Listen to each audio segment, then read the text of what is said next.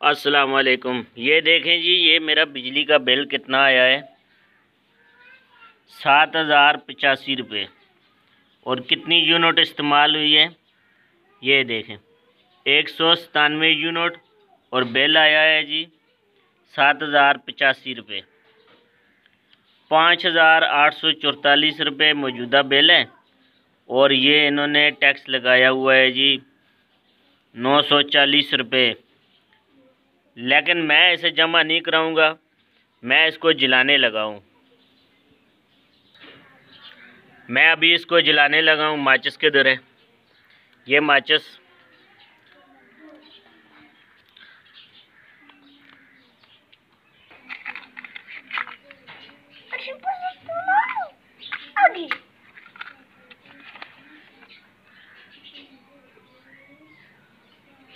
बाबा sir में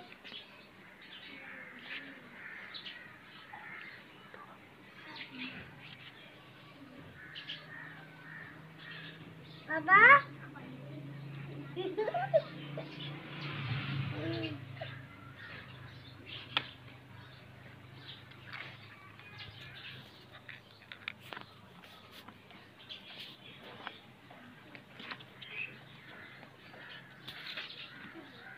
ये मैंने तो अपना बिल जला दिया है, मैं तो जमा नहीं कराता।